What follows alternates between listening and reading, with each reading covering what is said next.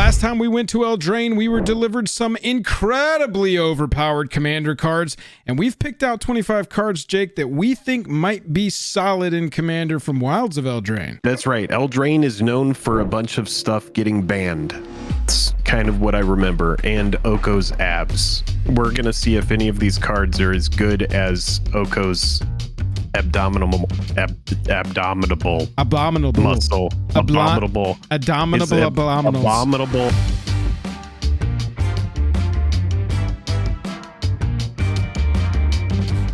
Highest level of gratitude to our patrons who power the channel through Patreon. Check out the Patreon link in the description to learn about monthly giveaways, VIP Discord access, and even our official playmat. We're going to start off the list of 25 with an uncommon here, Stroke of Midnight. And before we talk about the card, look at that flavor text. The assembled party goers. Let me tell you where the real party goers are at. The real party goers are over at Whatnot, who we'd like to thank for sponsoring this video. Whatnot is a community where people like to sell, auction, and even sometimes give stuff away, all live, streamed live, which shows 24/7 for MTG, Pokemon, literally any collectible thing that you could even think of, right, Jake? You can either sell things yourself, or you can go in and participate and be part of someone else's community. You can bid on items, buy items, whether you're watching a big streamer or a small streamer. I'm sure that there's a community for you over on Whatnot. And yeah, shows are happening 24/7. We've seen some really fun streams. We do have a Whatnot referral link. And look, help us out. Just go use it. Show them that our community is like, yeah, we'll support it. We got a link down in the comments. You're going to get $10 towards your first Whatnot purchase. It's in a pinned comment. You can find the link if you look hard enough. If you've been putting it off, it's a really fun time. So go try your luck on a Whatnot booster pack. Yeah, some people are going to say that this card is like a worse Generous Gift because Generous Gift can hit lands, but I really do kind of feel like why not both? It still has really good coverage, and in Commander, it's like, yes, sometimes you will need to hit a land, but this card has just excellent coverage as is.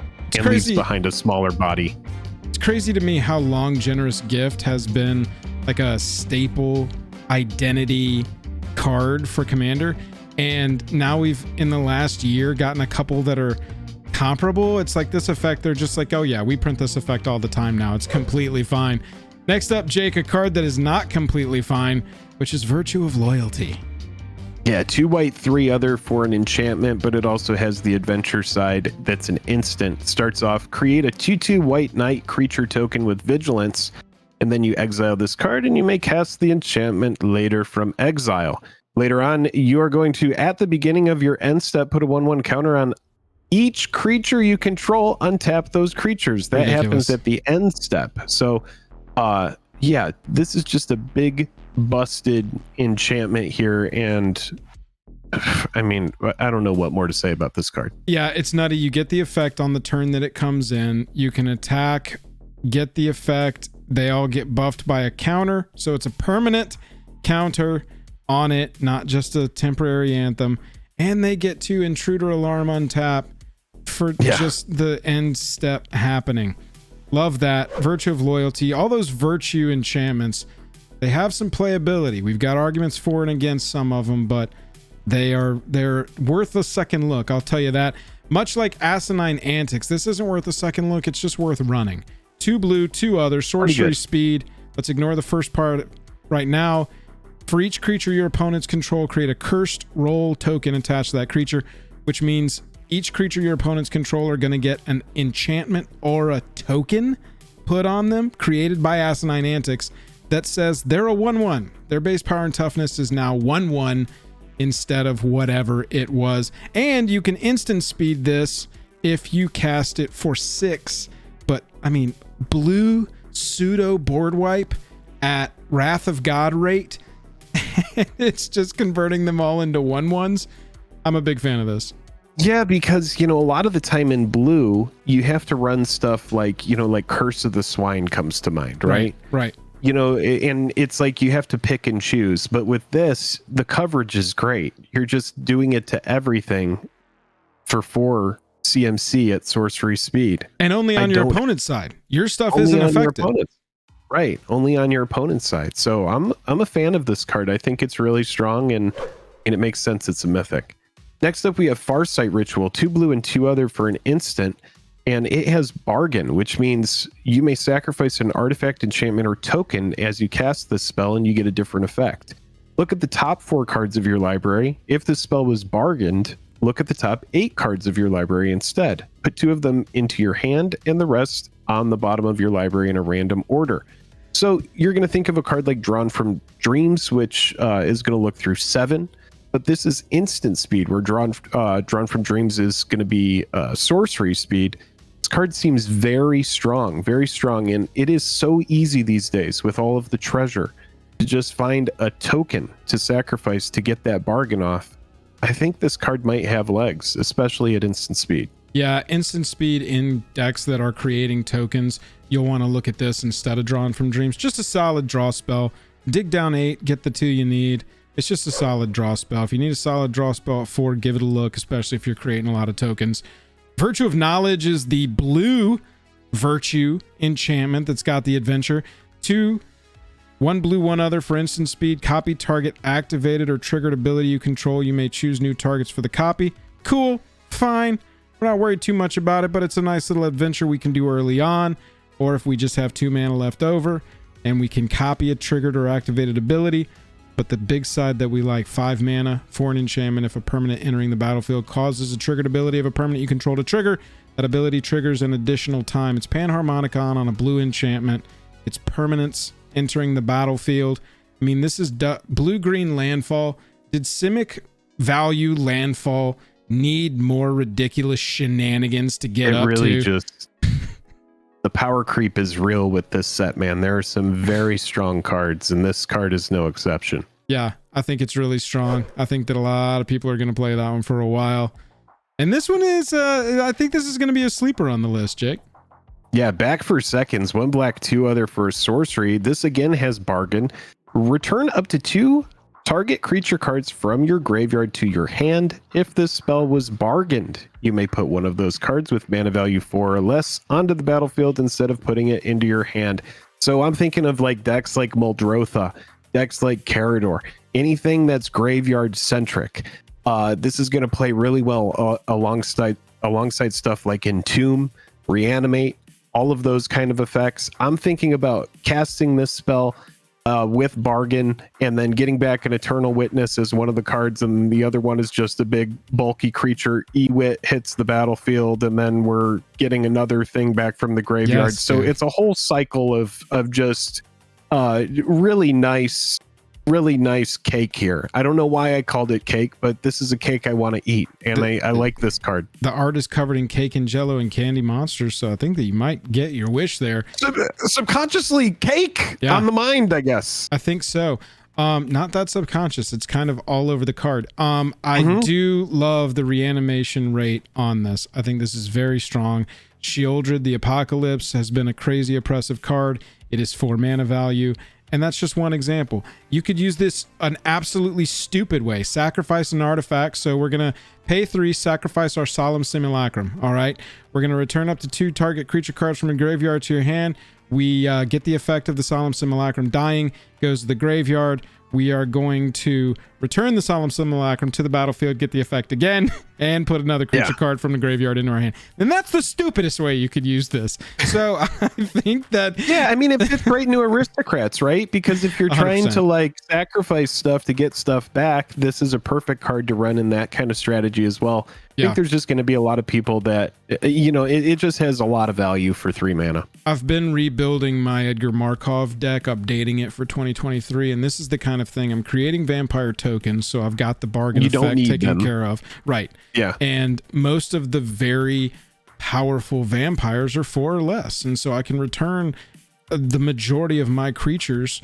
Yeah, for an uncommon, I think the back for seconds is going to turn a lot of heads and is going to be played. We know that Beseech the Mirror is turning a lot of heads. This bargain ability, this kicker, but you're sacking an artifact, enchantment, or token is a really good ability, turns out. Beseech the Mirror has 3 black pips and 1. Don't get turned off by how many black pips there are. Treasures everywhere. Search your library for a card. Exile it face down. Shuffle your library. If this spell was bargain, then you can cast that exiled card without paying its mana cost if that spell's mana value is 4 or less. Another 4 or less.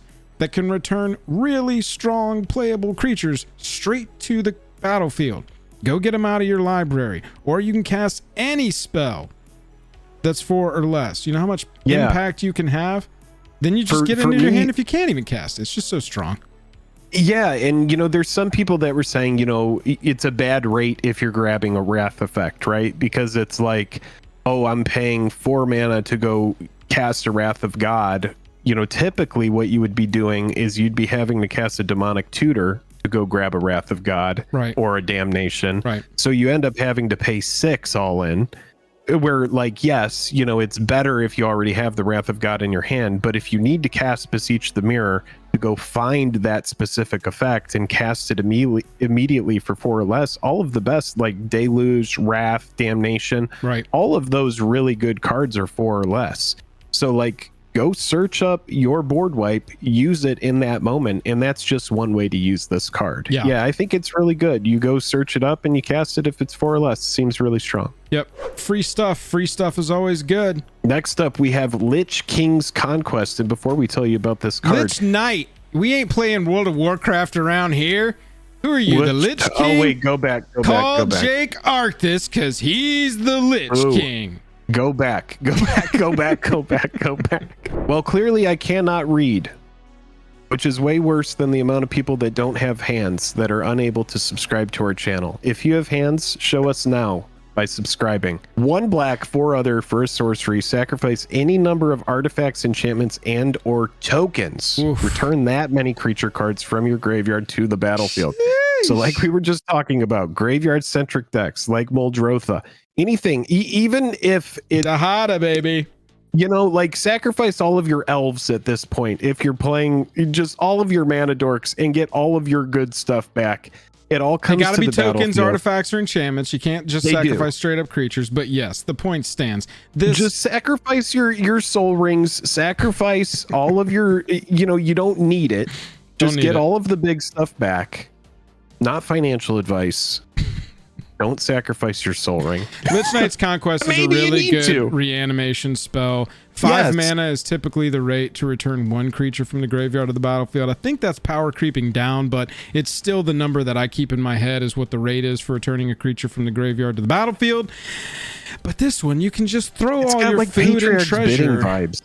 It's just like, go get all of your stuff. All of them. It's going to get all of them. It's 5 mana for an effect that, Rise of the Dark Realms is costing you so much more mana to cast.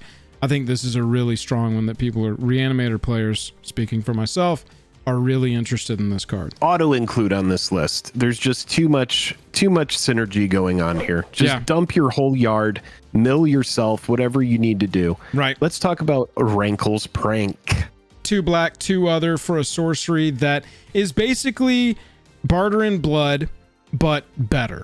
If you've ever run Barter in Blood, or you still run Barter in Blood, look, this is Barter in Blood, but better. It's just got more words, and you can choose them. That's Rankle's Prank. Replace your Barter in Blood, go find them in your decks, be like, wow, I can't believe I hadn't updated this deck since 1994. Back when you started playing Commander, apparently. Dude, for me, 4 mana to have everybody, 4 mana, you're getting 8 creatures sacrificed. 2 of them are yours. You could plan around this card. Sure. And then have everybody discard 2 cards. And we're throwing our Jenga Taxius into the yard and reanimating it. Yeah, like, why not? I mean, this for me is, it seems like a card that it has a good rate. It is a little bit slow at 4 at sorcery speed, but it's interesting. Not bad. Yeah. Next up, we have Imodain, the Pyro Hammer. Modang. I don't know. Imodain. 2 red, 2 other for a 4/4 legendary creature, Human Knight. Human King. Whenever an instant or sorcery spell you control. Human Lich King. Whenever an instant or sorcery spell you control that targets only a single creature deals damage to that creature, Imodain deals that much damage to each opponent. So yes, this is going to turn all of your burn spells into a reverberating effect that just hurts everybody. And so as Joel mentioned when we were talking about this video, you can finally feel good about running a lightning bolt in Commander. Yeah, I mean, CDH runs Lightning Bolt, but regular Commander does not. In general, just the burn player inside me that liked playing Searing Blaze and Lightning Bolt and all of these kinds of effects, I love this Commander. This is the most viable that burn has ever been in Commander, in my opinion. You just want to make sure that this thing is indestructible because you're going to build your whole strategy around it.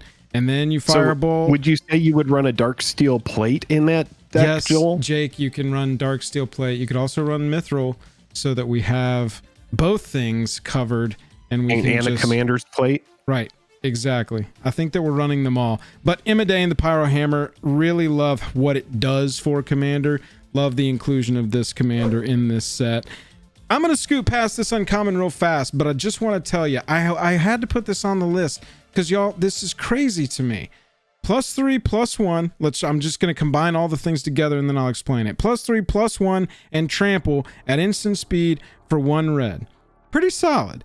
However, it's leaving behind 1/1 and trample permanently. That creature's getting +1/+1, don't care too much. And permanent trample, love that. For 1 mana at instant speed. I just love how it stays and it's 1 mana and it's an uncommon. It's a reactive spell. Yes. That is leaving behind an ability. Right.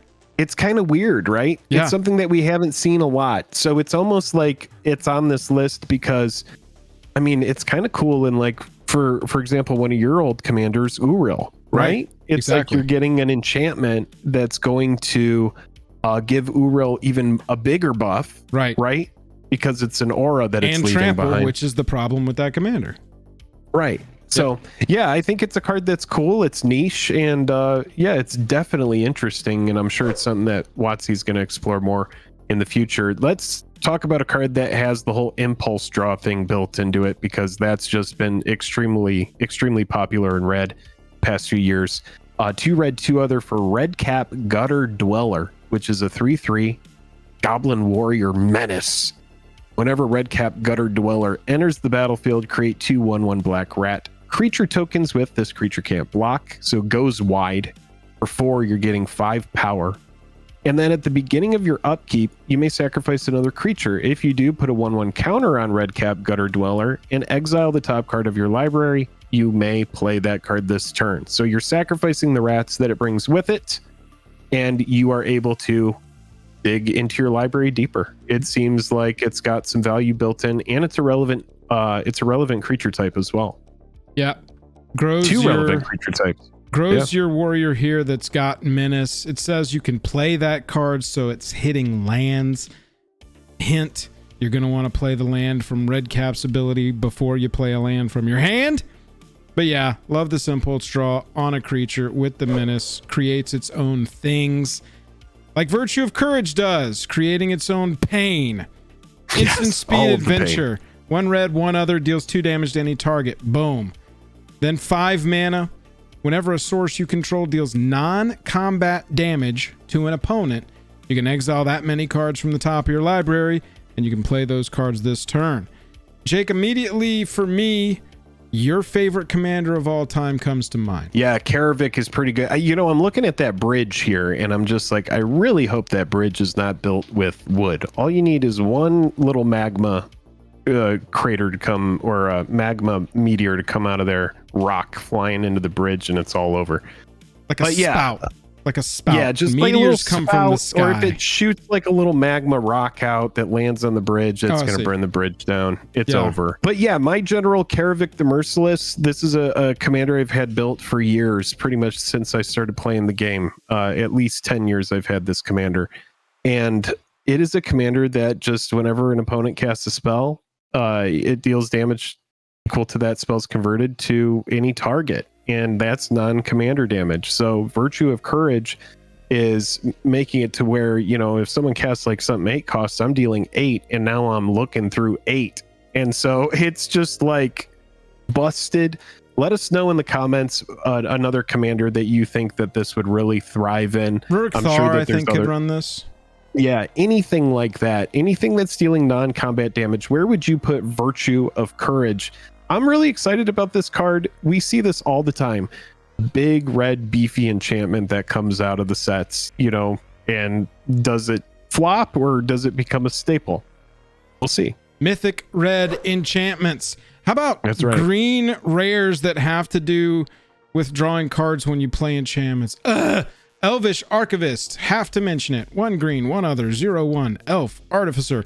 Whenever 1 or more artifacts enter the battlefield under your control, put 2+1/+1 counters on Elvish Archivist. Can only trigger once a turn. Whenever 1 or more enchantments enter the battlefield under your control, draw a card. This ability triggers only once each turn. So, how about another one of these effects? I don't know. I'm talking directly to Wizards of the Coast employees right now. I don't know which one of you over there in design that has so much influence keeps printing, whenever an enchantment does this, draw a card. Whenever an enchantment does this, draw a card. You gotta stop. That effect. You gotta stop. We're very close to having 60 to 70 playable cards that are enchantments, and I'll say, when it's an enchantment, draw a card. I'm not salty. I'm tired of this. You're over it. I'm tired of this archetype. It sounds like you're over it. More support. It doesn't need more support. It's already got like the most bomb commanders for this archetype. It's a good card. It's worth mentioning. I don't know that this archetype needed another one of these, but sure, slam it in there. Enjoy looking at your rose in your jar. I was going to talk about this card, but Joel has covered it. It's good. It's good, and I'm frustrated by it. Here, you can talk about Thunderous Debut. Thunderous Debt.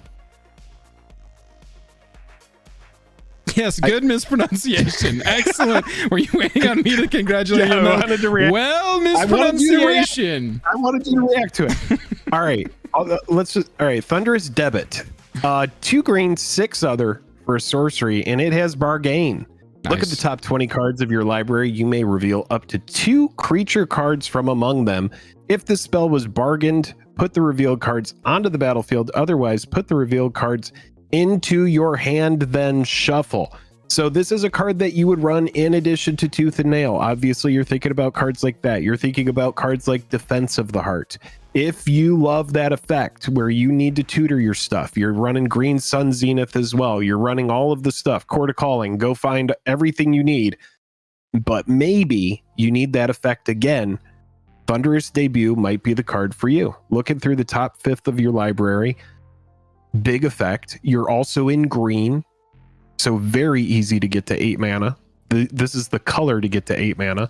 So I think that this card has a little bit of a redundancy factor with some cards that are proven to be extremely, extremely strong. Thunderous Debut. Virtue of Strength is the green version of the Virtue enchantments. 5, 6, 7 mana for an enchantment that says if you tap a basic land for mana, it produces 3 times as much of that mana instead. Wow, mono green decks want this.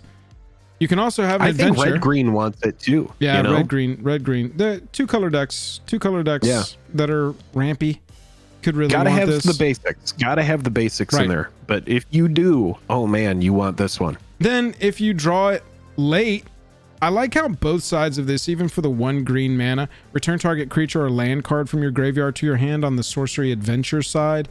That's actually not that great early, unless you're getting back like maybe a fetch, maybe some like early mana dork that got caught in like 2-doll creatures or some ridiculous stuff. Sure. But late, it's better. And so really what you've got is like this 8 mana spell that first returns something and then makes all your stuff tap. You know, these mana doublers, mana triplers, they always seem to take off and always seem to find a home. So I think Virtue of Strength will find a home as well.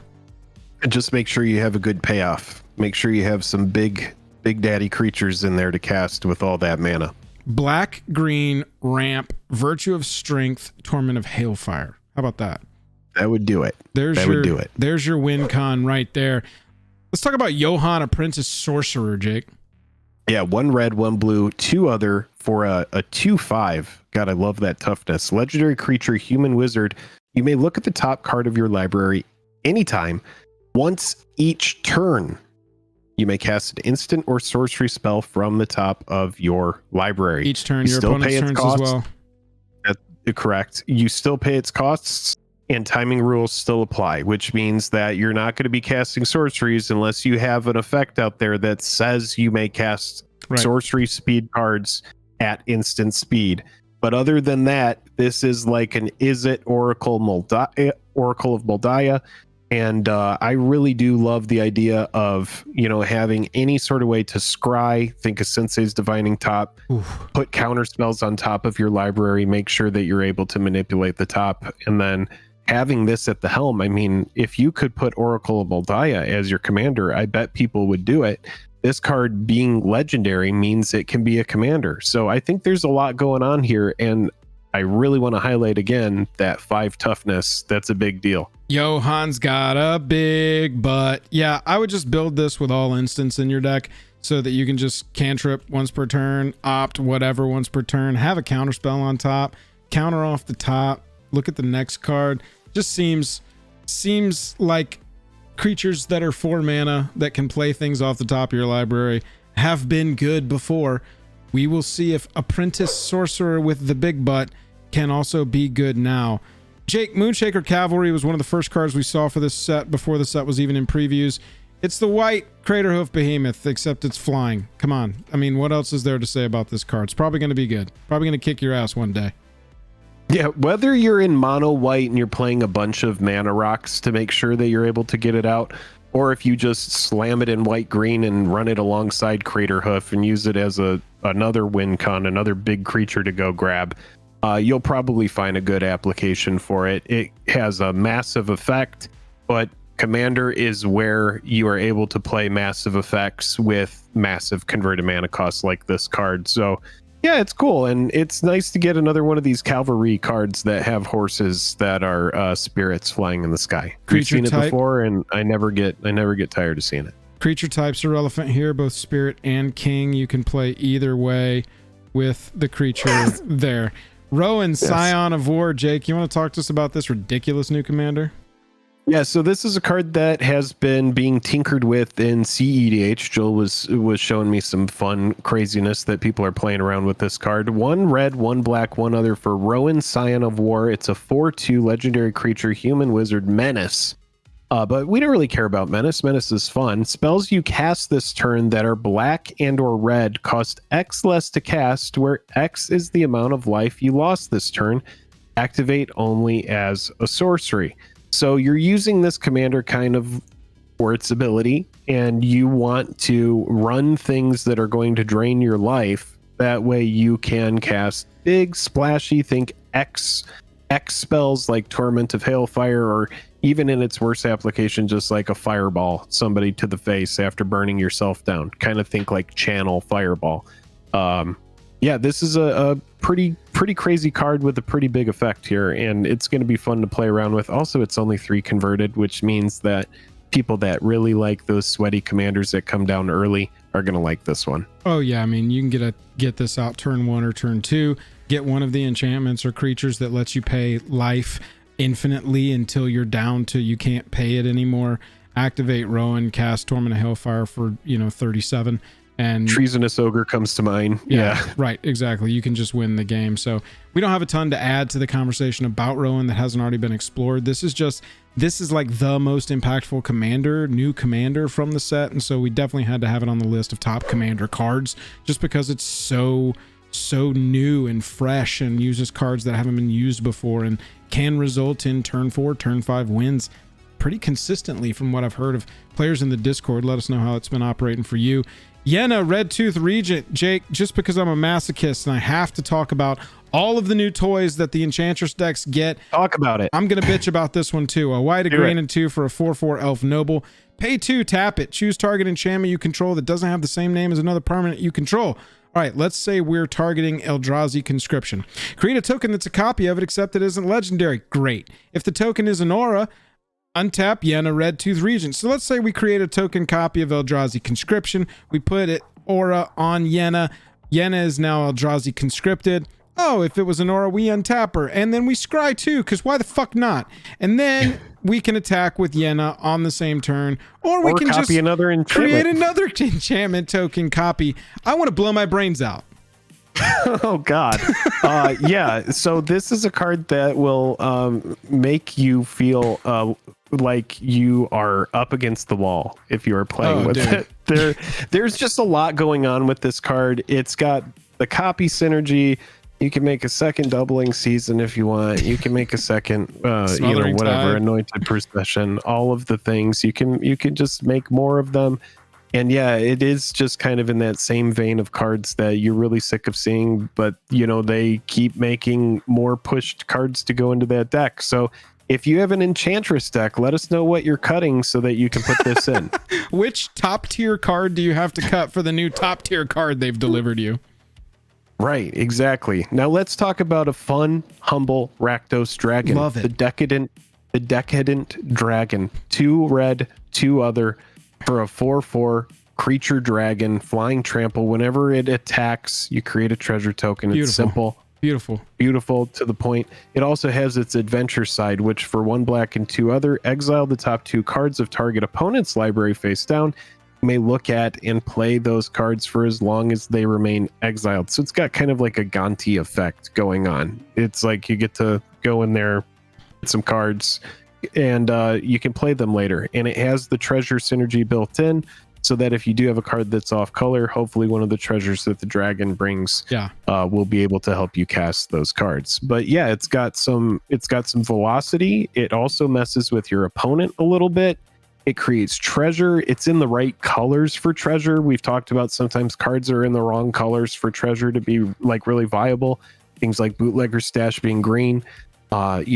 Treasure, that's the black and red colors, man. So it's in the right colors. This is a beautiful, simple adventure creature. 2 things that I want to point out. Number 1, that adventure. A lot of times effects like this are sorcery speed, but this is instant speed. So in response to the spell that they play to draw the card after they play Vampiric Tutor, after they play Enlightened Tutor, I will tap, they say, I'll put that on top. After I shuffled, I'm going to tap this and draw a card. You say, in response, I'm going to show you my expensive taste. And I think I'll just have that card that you went and looked for instead of you having that card. Plus, it says you may look at and play those cards, meaning we can use their lands as well. And I don't know about y'all, but whenever somebody steals and plays my lands, it's almost more tilting than anything that could possibly happen in a game of Commander. I don't know why that specifically tilts me so hard, but it's like it's not like you stole my creature and you've mind controlled my creature. You stole my land. That doesn't work for me. So simple. It's because they're kind of like ramping, and it's like, what if it's an important land that you needed? Right. Like just a fun card. This isn't going to break any top 100 EDH rec lists, and we've already talked about it too long. But Decadent Dragon, pretty sweet little guy, just like this pretty sweet little guy. Pollen Shield Hair, 2 mana for a 2/2 creature tokens you control get +1/+1. Wow, creature tokens have gotten a ton of love over the last 3 years. And this is 2 mana for a great anthem, and it's also a creature, so it can play alongside your entire attacking line. And then how about at sorcery speed, we give a creature Vigi and +X/+X, where X is the number of creatures you control, which if you're building for one green, if you're building this into a creature token deck, you've got the creature tokens to pump it up and make it hair raising across the board. So yeah, sweet little token creature deck. Wants this for sure. Token creatures, let us know what you've had to cut from your token creature deck to make room for this. Yeah, for me, I really just love that anthem. And then for 1 green, if you're in a token deck, I'm thinking like something like Gav, Guru of Spores, or something like that. If you're in a deck like that and you have a huge go wide, this might be enough for you to just win with that 1 green effect. So this is a pretty strong little card here. Yeah, pretty sweet. Here's a strong card that's not as simple, and I'm not even sure I can read all these words. I don't even know what this card does, but we're going to talk about it. 2 for Agatha's Soul Cauldron. It's a legendary artifact. You may spend mana as though it were mana of any color to activate abilities of creatures you control. Okay. Creatures you control with +1/+1 counters on them have all activated abilities of all creature cards exiled with Agatha's Soul Cauldron. And then it also has a really important ability here, the piece which that is unlocks tap. the whole card. This is the piece of the puzzle that we need. Exile target card from a graveyard. When a creature card is exiled this way, put a 1/1 counter on target creature you control. So you are exiling things from their yard that hopefully have impactful abilities, and then you are putting counters on your creatures, which will instill those abilities onto your creatures. Other than that, I'm sure that there's someone who knows a whole lot more about this card and what you can do with it than me, because I just know that it's a 2-cost card that exiles cards from the yard, and it does a whole bunch of other stuff, and it just seems absolutely busted. Yeah, this is one of those where I look at it and I go, okay, I get it. Somebody smarter than me is going to break this. And so I know it's good. It's also 2 mana, like Jake said. So you know it's good. Somebody's going to break it. Here's a 2 mana one that people are probably not even paying attention to, but I think is actually kind of sweet. 2 mana it's amazing and a lot easier to understand than Agatha's Soul Culture. Way more straightforward. This does this. Collector's Vault's 2 mana, got a 2 mana activated ability, tap it, draw a card, discard a card, create a treasure token. Bing, bang, Brutal. boom. Dude, filter through your deck at EOT. You get to draw the card first. Pay the 2, EOT, draw, discard, create a treasure token, your turn. I just think this is such a sweet little value uncommon. You know, every single EOT right before your turn, if you got 2 mana open, it's like you're banking mana. It's like, I'm going to bank this mana into a treasure token, and I'm going to pay 1 to draw a card and discard a card. That's so strong. Am I too hard in my reanimator era? I just think loot effects are so strong right now, but it's because I want to reanimate everything. It also ramps, though. You're looting and you're ramping. Yeah. And it is treasure for any color right here. Yeah. This is not restricted. You could put this in anything you want to loot in, and you can ramp in anything. This card is freaking amazing. It might be the best card on the list. It really might. Yeah. It really very well may be the best freaking card on the list. I think the uncommon is throwing me off because I do think this is strong. Let us know in the comments if you think Collector's Vault is strong, or if we're just a couple of absolute medium strength Andes who only think that medium cards are good. But I think that Collector's Vault has some legs. It essentially, the ability only costs 1. Right. Because you get a treasure token back. That's what I'm saying. You're banking a mana and you draw a card, discard a card. It's stupidly good, especially if you want stuff in the graveyard. Card's amazing. Yeah. Amazing. I'm a big fan. Big fan of Collector's Vault. About the Iron Crag, Jake, another 2 mana artifact on this list. Yeah, 2 mana for a legendary artifact, and it's essentially like a Mind Stone. It's a 2 mana rock, and then whenever a legendary creature enters the battlefield under your control, you may have the Iron Crag become a legendary equipment artifact named Everflame, Hero's Legacy. If you do, it gains 3, and equip creature gets, or it gains equip 3, excuse me, and equip creature gets +3/+3 and loses all other abilities. So it just is a little +3/+3. It's a mana rock that converts into an equipment later, and it stays an equipment. So it's no longer going to be a mana rock once you turn it into a 3/3 sword. 2 mana rocks are already really strong. There are people that run the 2 mana rock that lets you roll the plan or die, even if they're not playing Plane Chase, because they just want the 2 mana rock. This is that, but with actual upside of giving a creature +3/+3. I think that this will be played. Maybe again, it's so funny how this set makes me feel like I don't know how to analyze the power level of cards anymore, because I look at this and I'm like, is this bonkers? Why is nobody talking about this? But I do think it's strong, and I think that people will just be like, I don't run green. I don't have a lot of treasure. My deck is mana rocks. It's an artifact-centric mana rock deck, and this also becomes a giant growth equipment when I don't need the mana rock anymore. Iron Crag. That's it. This was a long one. Like we said, only 30% of you watching are subscribed, and that subscription is such a YouTube meme, and we hate saying it, but it would mean the world to us if you did it. It just helps us out so much more than you could possibly know. Clicking that button is a simple act, but it is huge in our hearts. And if you have been sleeping on Whatnot, if you want to go check that out, if you want to see what those auctions are like over there, a reminder that in the description or in the pinned comment section, you can find our referral code. So just click that link and it's super easy. Go set up your account and see what you think of Whatnot and get a free $10. Thanks, Whatnot. Let us know what you think of Eldraine, Wilds of Eldraine, The Drain in Spanish. We'll talk to you later.